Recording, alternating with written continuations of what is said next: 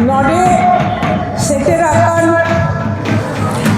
आपे झतको इन पाहाता खन जोहार जोहार जोहार तेहेन दो 9 अगस्त विश्व आदिवासी दिवस। বিশ্ব আদিবাসী দিবসে এবার অন্য মাত্রায় জঙ্গলমহলে রামগড় এলাকায় ঝাড়গ্রাম জেলার এই অংশ একটা সময় মাওবাদীদের আতঙ্কে আতঙ্কিত ছিল। সেই মাওবাদ দমন যিনি করেছিলেন তৎকালীন পুলিশ সুপার ভারতী ঘোষ। তিনি এবার বিজেপি নেত্রী হিসেবে বিশ্ব আদিবাসী দিবস উদযাপনে পৌঁছেছিলেন সেই রামগড় এলাকাতে।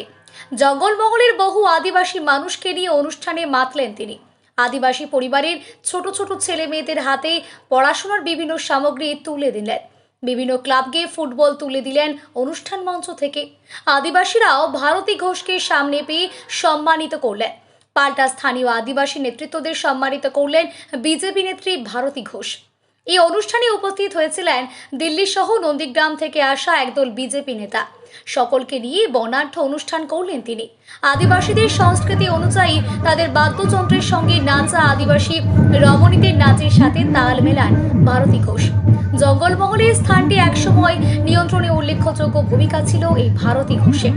আদিবাসীদের সহযোগিতা নিয়ে এই এলাকায় মাওবাদী দমনে উল্লেখযোগ্য সফলতা পেয়েছিলেন। সেই দিনের কথা স্মরণ করিয়ে দিয়ে কি পরিবর্তন এলাকায় হয়েছে বা কি হয়নি তা মনে করালেন আদিবাসীদের। তিনি বললেন, মাওবাদী পর্বে এই এলাকার অনেক মানুষ মাওবাদ ছেড়ে মূল স্রোতে ফিরেছিলেন, কিন্তু তাদের উন্নয়ন সেভাবে কিছুই করেনি তৎকালীন সরকার।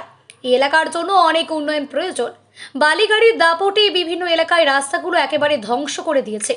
বর্তমান সরকারের কাছে অনুরোধ করব, এদের সেই ঘাটতিগুলো মিটিয়ে দেওয়া হোক। উন্নয়ন যা যা প্রয়োজন তার জন্য বর্তমান সরকারের কাছে হাত জোড়ো করে অনুরোধ করব পদক্ষেপ নেওয়ার জন্য। नडे सेटेराकान आपे झतको इन पाहाता खन जोहार जोहार जोहार तेहेन दो 9 अगस्त विश्व आदिवासी दिवस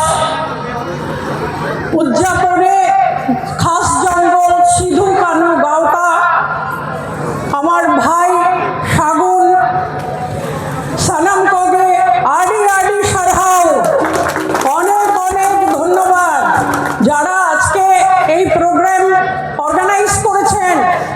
খাস জঙ্গল সিধু কানু গাওতা এবং আমার ভাই সাগুন, আপনাদের ঘরের ছেলে, অনেক অনেক ধন্যবাদ।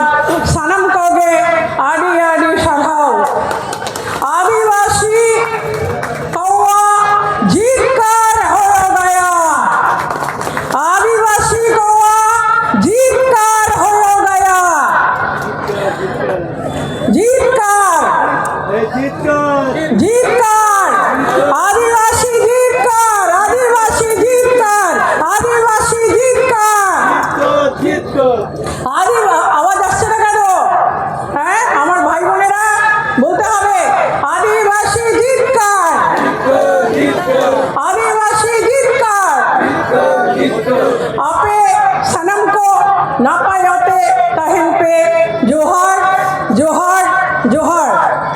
आज के 9 अगस्त विश्व आदिवासी दिवस।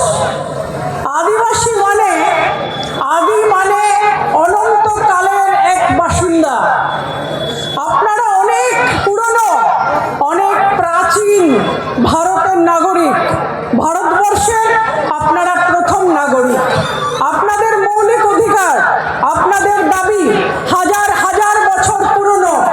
যখন মহেঞ্জোদারো, যখন হারাপ্পায় খনন হয়, তখন দেখা যায় যে আপনাদের উপজাতীয় জনগোষ্ঠী পৃথিবীর প্রাচীনতম জনগোষ্ঠী। আপনারা ভারতের প্রথম নাগরিক এবং আপনারা 37 কোটি আদিবাসী সারা পৃথিবীতে ছড়িয়ে পড়ে রয়েছেন। আমেরিকায় রয়েছেন, ইংল্যান্ডে রয়েছেন,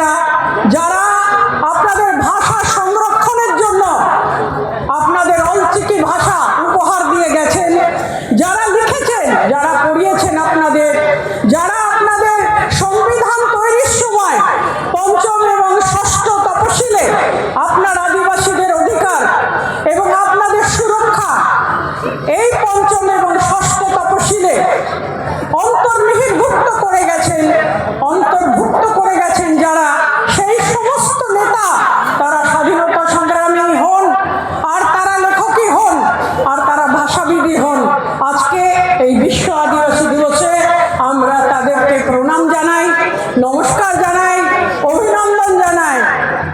আপনারা হয়তো জানেন না যে এই বাংলার যে স্বাধীনতা সংগ্রাম হয়েছিল, স্বাধীনতার জন্য আমরা লড়াই করেছিলাম, সেই মঙ্গল পাণ্ডে যিনি এই বাংলায় প্রথম সেপাই বিদ্রোহ ঘোষণা করেছিলেন, তারও 100 বছর আগে আপনাদের ঘরের ছেলে 1789 সালে বাবা তিলকা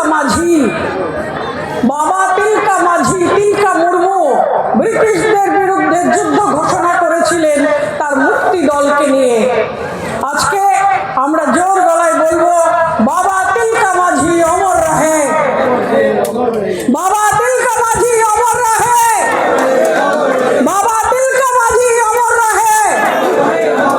সেই সময় যখন ভারতবর্ষের মধ্যে ব্রিটিশদের বিরুদ্ধে যুদ্ধ করার পরিস্থিতি উঠে আসে, মহাজনদের বিরুদ্ধে, সাহেবদের বিরুদ্ধে, গোড়াদের বিরুদ্ধে, আপনাদের সাঁওতাল পরিবার থেকে প্রথম যুদ্ধ করেছিল। তাই সারা পৃথিবীতে বিভিন্ন লেখক বলেছেন যে Santhals had fought India's first war of independence, অর্থাৎ ভারতের প্রথম স্বাধীনতা যুদ্ধ আপনাদের ঘরের ছেলেরা এসে করেছিল। তাই আজকে আমরা স্বাধীনভাবে এই মঞ্চে দাঁড়িয়ে আছি। 30শে জুন 1855 সাল সিধু, কানু, চাঁদ, ভৈরব 30,000 সাঁওতাল নিয়ে ব্রিটিশদের বিরুদ্ধে যুদ্ধ ঘোষণা করেন এবং যুদ্ধ করতে করতে যুদ্ধক্ষেত্রে মারা যান।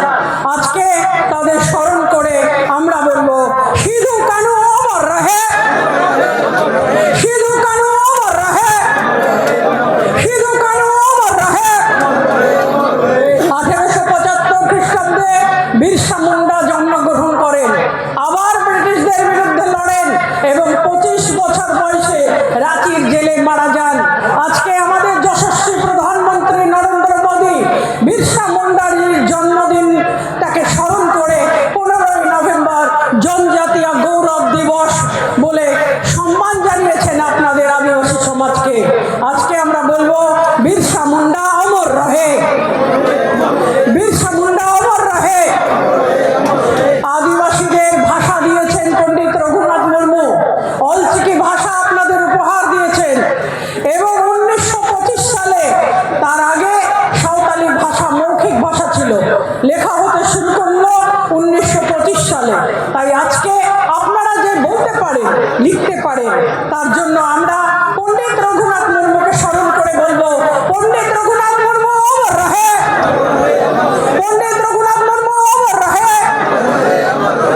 আজকের দিনে আপনারা যে অধিকার পেয়েছেন, আপনাদের অধিকার সুরক্ষার জন্য, সংবিধানে লেখার জন্য যারা সাহায্য করেছিলেন, সেই সমস্ত বিশিষ্ট জ্ঞানী ব্যক্তি, জয়পাল সিং মুন্ডা থেকে শুরু করে যারা যারা সাহায্য করেছিলেন, আজকে সেই সমস্ত ব্যক্তিত্বকে প্রণাম জানাই, নমস্কার জানাই, আদিবাসী সমাজকে নমস্কার জানাই।